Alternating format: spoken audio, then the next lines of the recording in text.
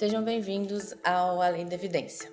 É um podcast da Alumni MD, a nossa plataforma de educação e de carreira médica. Nesses primeiros episódios, a gente está aproveitando um tempinho para poder apresentar quem são os membros da Alumna, e hoje a gente vai falar com o Dr. Gustavo Fernandes, que é oncologista, caso vocês estejam vivendo em outro mundo e não conheçam. Gustavo, quem é você? Essa é uma pergunta interessante. Eu já respondi ela de várias formas. Eu sou médico oncologista, então, como eu estou num fórum profissional, essa talvez seja a coisa mais significativa. Eu sou parte de uma família com a minha esposa, Juliana, e pai de 2 filhos que são figuras iluminadas. Eu sou filho, sou irmão, sou flamenguista, sou paraibano de nascimento, brasiliense de coração, tem um monte de coisa que eu sou. Mas aqui eu tô como para a Lumina, eu sou amigo de vocês e sou médico oncologista e sou, em algum grau, executivo em saúde. Então, para a gente entender, você é um médico oncologista e hoje uma figura nacional na gestão médica também. Assim diz você. Assim bom, Bom, acho que quase ninguém ou ninguém discordaria de mim. Conta aqui pra gente como que foi essa progressão. Você sempre entendeu que gestão era o teu caminho? Foi algo que aconteceu? Como que a gente veio parar? Como é que essa figura do Gustavo Fernandes se solidificou? vamos tentar fazer uma história longa curta, né? Acho que isso é interessante. Então, assim, eu tenho 2 braços da família, um braço de São Paulo, de imigrantes, e um braço da Paraíba, que é onde eu fui criado e nasci, onde eu estudei e fiz faculdade. Então, minha família, e onde estão as minhas maiores influências. Então, a minha família, por parte de pai, então, o meu avô não teve educação formal, mas era um sujeito muito inteligente e terminou se educando de uma maneira muito especial. Ele tinha um nível de conhecimento muito alto e valorizou isso muito nos filhos. Então, a família do meu pai valoriza sobejamente a educação. E no interior da Paraíba, lá em Uiraúna, a 500 quilômetros de uma pessoa, dá 6, 7 horas de carro, no polígono naquela previsão do tempo do Jornal Nacional, tem aquela mancha vermelha. Uiraúna fica no meio daquela mancha vermelha. Nessa área não chove e faz calor, né? É sempre a mesma previsão do tempo. Uma das coisas que garantia uma subsistência decente era ser médico. Muito poucos médicos.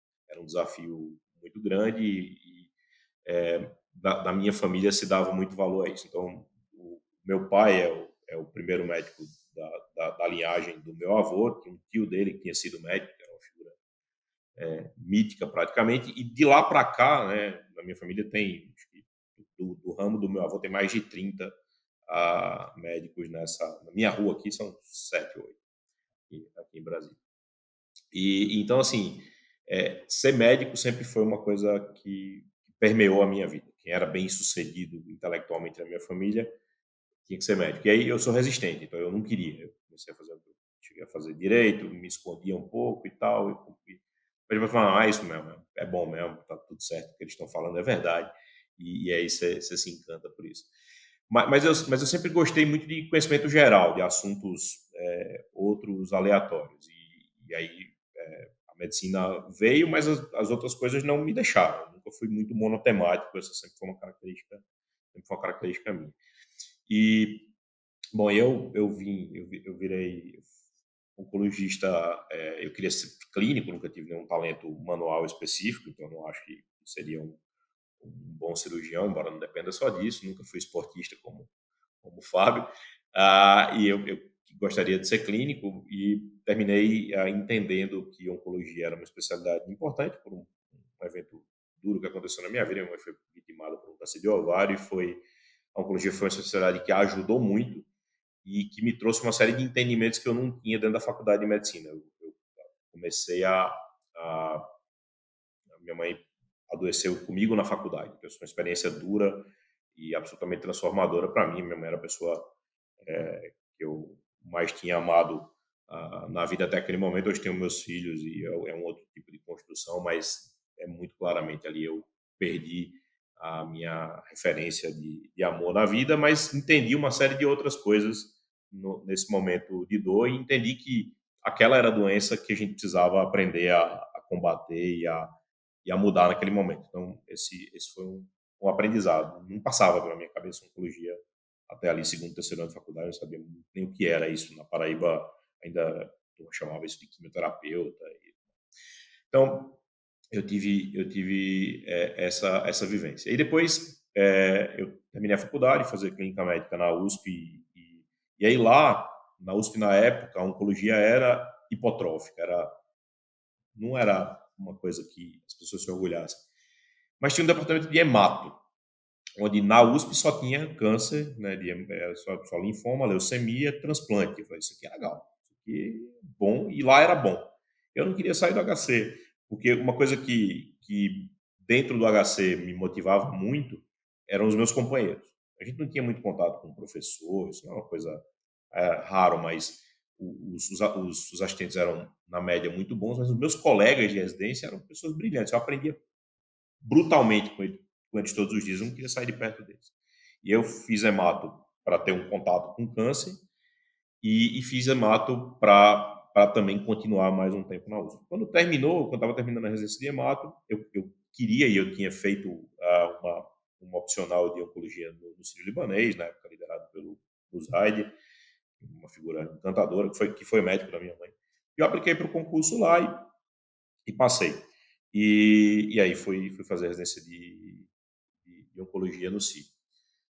Essa altura do campeonato eu queria ir embora do Brasil também, como o Fábio tinha colocado, por vários motivos. Um misto de curiosidade, um misto de ambição de ter uma experiência significativa e também por conta de uma mítica e de um valor que o brasileiro dá ao indivíduo que tem um treinamento no exterior. Pode ser verdadeiro, pode não ser, mas a verdade é essa. E aí eu olhei e falei, não, eu queria treinar fora. Não tinha feito steps, nunca tinha ouvido falar nisso direito, não era a cultura do lugar de onde eu vinha, não tinha familiares que tinham estudado fora do Brasil como médicos, mas tinha familiares que tinham feito já algum doutorado, alguma coisa, mas não tinha quem me mentorasse nisso. E eu recebi um convite na época do MD Anderson, do Vadi Arap, para ir fazer laboratório lá com ele, fazer um Research Fellow, Postdoctoral Fellow, e começar uma carreira lá. Foi muito gentil. Mas aí a minha mulher não se encantou com essa ideia. E aí falou assim, não, a gente vai fazer o quê? Então a gente vai ficar aqui em São Paulo ou a gente vai voltar para João Pessoa? Eu falei, não, nenhum nem outro. E disse, por que isso? Eu disse, não, porque eu quero desenvolver uma prática mais avançada e na época a minha cidade não tinha estrutura apropriada para isso. Hoje acho que muita coisa melhorou. E eu não queria ficar em São Paulo porque eu achava que tinha uma fila muito grande de gente e de pessoas que estavam mais preparadas naquele momento do que eu para assumir outras posições. E eu falei, eu vou buscar uma cidade grande no Brasil, que não seja São Paulo, e vou tentar estruturar uma prática lá. E aí dentro dessa busca, encontrei Brasília, com meus apoios, etc. E Brasília é uma cidade muito nova, tem um potencial imenso e que já foi feito, muitas coisas, mas ainda tem muita coisa pela frente. E aí eu vim apostar nessa cidade. E aí aqui eu desenvolvi uma prática médica muito rápido e cresci com uma velocidade muito grande como médico. E aí começaram a falar assim, e agora? O que eu vou fazer? Então eu queria ter aqui no lugar uma estrutura de centro de câncer, de centro de oncologia, de hospital de excelência. Eu achava que cabia na cidade. Essa era a parte do sonho. E eu fui tentar me preparar para liderar uma estruturação assim. E aí eu saí de uma clínica que eu trabalhava, recebi um convite na época do Paulo Hoff para liderar um centro de oncologia novo do Sírio aqui, na época eu tinha 32 anos. A gente abriu o centro de oncologia. Mais uma vez, né, as pessoas junto eram fenomenais, né, era o Alessandro Leal e o Rodrigo. Eu tive a oportunidade de liderar esses dois shapes e hoje e também o Fernando Blum na sequência, um está na Rede Dó hoje, outro nos Estados Unidos e outro continua no Sírio, mas caras completamente fora da curva, todos eles. E a gente começou do nada, numa estrutura muito pequena, com 14 funcionários, e a gente virou disso um centro de oncologia, depois radioterapia, depois outro centro de oncologia, depois uma unidade de diagnóstico e depois um hospital geral. E nisso a gente vai empilhando habilidades, tanto de gestão quanto de liderança, mas nunca pensou e nunca passou pela minha cabeça deixar de ser médico, e é isso que me ocupa hoje, talvez 60% do meu tempo, mesmo eu sendo um executivo nacional de uma empresa grande. Então, assim, o que me trouxe até a carreira de executivo? O que me trouxe até a carreira de executivo foi eu querer exercer a medicina num nível que não existia dentro da minha instituição, dentro da minha cidade, dentro da minha região. Eu tive que buscar gerar uma estrutura, gerar os elementos que propiciassem eu fazer a medicina do jeito que eu gostaria. Então, essa é a minha história. Foi uma construção para fazer isso. A partir do momento que você chega nisso, você fala, interessante, isso é legal. E eu queria fazer isso mais vezes, numa escala maior. E aí é justamente essa busca que eu estou nessa sequência. Aliado a isso, né, você pode me interromper, fica à vontade se quiser, eu sempre tive a vontade de desenvolver uma liderança em oncologia. E eu consegui fazer isso, essas duas coisas, ao longo do tempo. Então, eu consegui ser presidente da Sociedade Brasileira de Oncologia, fui eleito mais jovem da história, com 35 anos. Fiz uma gestão que eu acho que foi boa, né? Acho que deve ser porque eu fiz. E ainda ali, mesmo tendo sido já presidente da sociedade, tendo meus papers publicados, já sendo uma figura que tinha algum grau de reconhecimento, eu queria morar fora também. E aquele sonho lá do final da residência, ele estava guardado. Os caras falaram, você não vai, você já é de hospital, o cara vai para fora para voltar e ter metade da oportunidade do que você já tem. Eu falei, não, mas não é para os outros, não, é para mim mesmo. E aí eu fiz os steps, apliquei para o fellow do Memório, com uma bolsa que era patrocinada em parte pelo Hospital Sírio-Libanês, e fui elegível para isso e fiz o meu fellow de oncologia gastrointestinal aí nos Estados Unidos. E aí voltei de novo, como tinha prometido, no momento da volta teve a proposta para ficar, sempre Nova York é um lugar muito sexy, por assim dizer. Mas o meu coração está aqui no Brasil. Esse é o lugar onde eu me identifico, mas foi muito edificante para mim e consolidou a minha liderança como médico também. Então, esse é um pouco da minha história. E esse ano passado, em 2022, eu fiz um movimento de saída do Círio depois do meu ciclo de estruturação lá, e vim para a DASA, que é uma gigante brasileira de saúde, mas que a oncologia não era ainda estruturada, e a gente tem um trabalho aí imenso pela frente de estruturação, organização e crescimento. Isso me dá medo, por um lado, mas uma enorme vontade de resolver o cubo mágico aí dessa história. Então, acho que esse é um pouco da história assim, minha como médico e como executivo. E a Lumina vem de conversas. Você vai fazer essa pergunta, mas eu também posso responder já de como a Lumina entra na carreira da gente.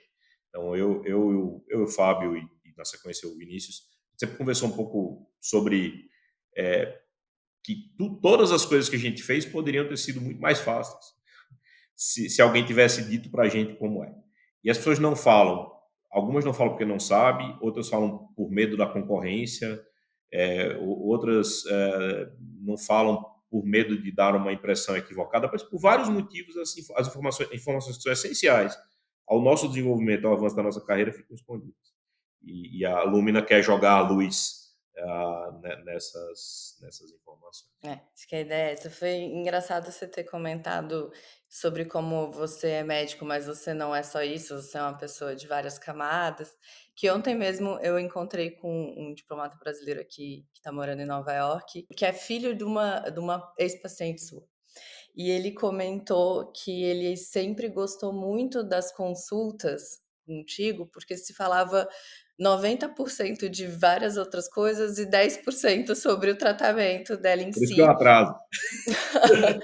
Não, e que isso fez assim, que o tratamento fosse muito mais leve, e aí nisso ele acaba sendo mais eficiente, o paciente adere e tudo isso. Então, essa questão da gente como médico não se limitar a só isso e falar só disso, tem uma função na carreira mesmo, né. E eu queria que você falasse sobre isso, sobre como que você entende que ter outras habilidades e outros interesses faz com que teu network seja diferente, faz com que como que você consegue colocar isso no teu desenho de carreira? E assim, eu sou, eu tenho uma coisa, uma característica minha que é, eu tenho uma sede por conhecimento, eu adoro saber as coisas. Então, desde cedo eu descobri que eu queria saber das coisas.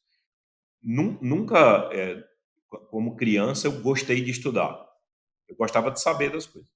Então, assim, e isso me levou a estudar. Eu nunca fui um cara que fala, eu acho bacana ler o livro. Não, eu achava legal quando você fala, de onde que veio esse conhecimento especificamente. Então, eu sempre tive paixão pelo conhecimento. E eu acho que o conhecimento conecta as pessoas. É a maneira como você se conecta com outras pessoas. Quando você conhece alguém muito simples e você conhece alguma coisa que é do mundo daquela pessoa, você abre um canal de comunicação com ela. Quando você conhece alguém muito sofisticado, você conhece alguém, alguma coisa do mundo daquela pessoa, você também abre uma conexão com ela. Isso é especialmente significativo em pessoas diferentes. Então, com os iguais, né, quando a gente está aqui para eu abrir uma conversa com você e com o Fábio, é super simples. A gente fala da mesma coisa. Você entende de medicina, entende de câncer, você morou em Nova York, eu também. Então a gente tem um monte de conversa para ter. A gente trabalhou no mesmo lugar, eu conheço seu pai, é meu amigo, o Fábio joga tênis, eu gosto de tênis, não jogo porcaria nenhuma, mas entender de vários assuntos também ajuda você a abrir portas de comunicação. Agora, o networking em si é uma coisa que tem, ele é muito facilitado quando você gosta de gente. Eu adoro gente. Eu acho sensacional estar com as pessoas. Então, para mim é uma felicidade. Minha porta do meu consultório vive aberta, a porta do meu escritório vive aberta. Mas quem não tem essa não é nenhuma habilidade, né? Essa característica de gostar de pessoas e de gostar da presença de pessoas, mais o extrovertido e o introspectivo. O introspectivo se desgasta na presença dos outros e o extrovertido ele se alimenta da presença dos outros. Eu sei viver das duas formas, mas assim, eu sou mais para extrovertido do que para introspectivo. A pessoa deve trabalhar isso, porque o networking verdadeiramente abre portas. E hoje, acho que cada vez mais se tem menos preconceito com isso. Porque antes eu achava, fulano é um cara só de relacionamento, cara, minorava essa habilidade. Mas essa é uma baita de uma habilidade. E se alguém tivesse me dito isso antes, eu talvez fosse mais bem sucedido ainda do que eu sou. Porque a gente tem vergonha de se aproximar. Não, mas por que esse cara está se... É óbvio que você está se aproximando de alguém porque você quer estabelecer você quer alguma coisa para você. E aí a pergunta é o que você tem em troca. Você tem que tentar estabelecer uma troca consciente ou inconsciente. Isso é absolutamente natural, não é feio, desde que não seja uma coisa forçada e agressiva se houver resistência do outro lado. Você se aproximar de um professor, você buscar um cara como referência, é honroso, é correto, é justo e precisa ser estimulado. E não é, na minha opinião, não deve ser rechaçado, mas, mais uma vez, entendendo que quem dá precisa ter alguma coisa em volta. Então, é muito bom que você também tenha esforço para dar e tenha elementos também para entregar de volta para aquela pessoa. Então, acho que sobre networking, eu acho que essas são frases que precisam ser ditas. Muito importante, é muito importante. E a gente estava aqui falando de, apesar da pouca idade, de ser jovem, assim, da Não sou mais tanto, né? Essa coleção. pecha não cola mais tanto em mim. Bom, perto do que a gente vai colocar aqui porque tem na tua história aí uma coleção de títulos, né? Presidente da Sociedade Brasileira de Oncologia, o mais jovem de todos, diretor do Sírio-Libanês de Brasília, agora diretor nacional da Oncologia da DASA. Então, vai colecionando, além de aqui agora a gente ter aí o fundador da Lumina também. Esse é o Que mais que importante. Eu você espero que esse acha seja o mais importante. que você acha que é o teu o que fez com que o Gustavo conseguisse chegar nesses locais que são, singulares, né, dentro de uma pirâmide de carreira, não é todo mundo que vai chegar. Que é que fez com que o Gustavo tivesse isso? E 2, isso daí é algo ensinável? A Lumina vem aqui para a gente conseguir ensinar alguém a ter esse diferencial ou pelo menos saber identificar isso? Eu acho que tudo pode ser aprendido até certo ponto. É lógico que pode ensinar qualquer pessoa a jogar tênis. Ela pode não conseguir, ela não vai ser o Federer, mas algum tênis ela vai conseguir jogar. Então você pode ensinar ferramentas de liderança, nem que seja para o indivíduo ser liderado com conforto, mas existem métodos para isso. Mas para mim, assim, o processo de liderança sempre foi muito natural, porque você olha o que você tem que fazer e, pelo menos dentro da atividade que eu desempenho, daquelas que eu enxergo que eu tenho condição de fazer na vida, eu ando longe de ter todas as habilidades que eu preciso ter. Então, isso quer dizer que eu preciso juntar gente. Juntar gente é o processo de liderar. Então, o que eu acho que é a coisa mais importante dentro do processo de liderança, e são coisas que eu aprendi com o tempo e que talvez sejam muito presentes na minha prática do dia a dia. Acho que você não lidera se você não der exemplo.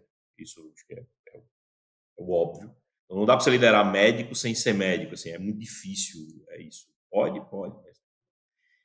A outra coisa você não consegue liderar se você não for claro e se as pessoas não confiarem em você. Para as pessoas confiarem em você e para você ser claro e verdadeiro, você precisa estar alinhado com os princípios daquilo que você está fazendo. Então, não dá para você liderar uma coisa com a qual você não esteja alinhado com os princípios. E não dá para liderar pessoas para lugares que você não tem certeza de para onde você está indo. Pode até ser que a pessoa esteja errada, mas você tem que ter o sentimento de certeza. Se você quebrar a cara, você tem que quebrar a cara junto com eles. Então, é verdade, certo? E clareza. Assim, olha, a gente está fazendo isso, a gente tem esses problemas. A gente vai, então essas são, para mim, as ferramentas de liderança. Eu tenho uma pessoa que eu ajudo na carreira aí, que esses dias foi oferecido um cargo de liderança, que é um cargo interessante. Eu perguntei para ele, me diz uma coisa, você está alinhado você pensa em parecido ou é possível chegar junto com os caras que estão te contratando por esse bom salário? Eu acho que não. Então, essa posição não é para você.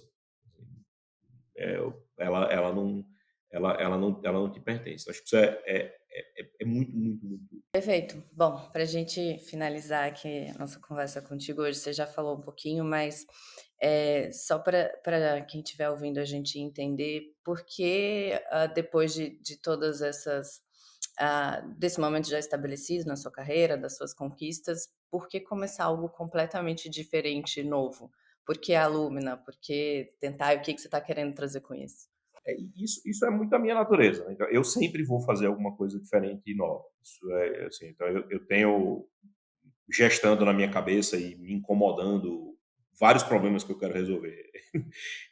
Mas aqui eu acho que eu sentia essa necessidade e acho que essa necessidade é uma necessidade cada vez mais gritante dentro do mercado de trabalho, né? De ter coisas que falem sobre carreira, que a gente tenha condições de encontrar ferramentas, de se distinguir, de se guiar, de se encontrar no caminho. E tem uma outra coisa que é fundamental, que é encontrar as pessoas certas. Então, você pode buscar muito um caminho, buscar muito fazer uma determinada discussão, mas se você não tiver as pessoas certas para andar junto, entendendo como eu falei antes, que a gente não faz nada sozinho, então se não tem o Fábio, ou você, o Vinícius, quer dizer, se a gente não encontra as pessoas certas para construir aquele caminho, a gente não vai dar para fazer. Então é melhor a gente deixar aquele sonho guardado e ir tentando garimpar essas pessoas ao longo do tempo. Então, acho que a necessidade a gente não entendia direito como ia fazer, porque você entender exatamente direito o que você vai fazer, você não vai precisar abrir uma empresa nova para aquilo já existe. Né? A outra coisa é que você tem que encontrar as pessoas corretas. Né? O Paulo Chap gosta de falar um provérbio árabe que diz, né, que você encontra primeiro as pessoas e depois o caminho. Eu até achava que eu tinha um caminho, mas assim, encontrar as pessoas faz com que a gente fale, não, eu quero viver esse sonho e com vocês, eu acho que a gente tem como ajudar e acho que é daí que vai. Bom, é isso. Agradecer Gustavo aqui para conversar um pouquinho com a gente, agradecer quem está ouvindo e convidar quem estiver ouvindo e estiver curioso e achar que é para você esse novo caminho dentro da carreira médica, a procurar a LuminaMD. Você pode descobrir mais sobre a gente no site luminamd.com e no nosso Instagram, @luminamd. Um grande abraço e a gente se fala de novo no próximo episódio.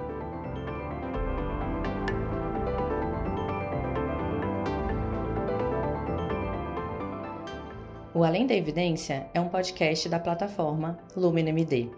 Você pode descobrir mais sobre a gente no nosso site luminamd.com, em nosso perfil do Instagram @myluminamd e no perfil do LinkedIn Lumina-MD.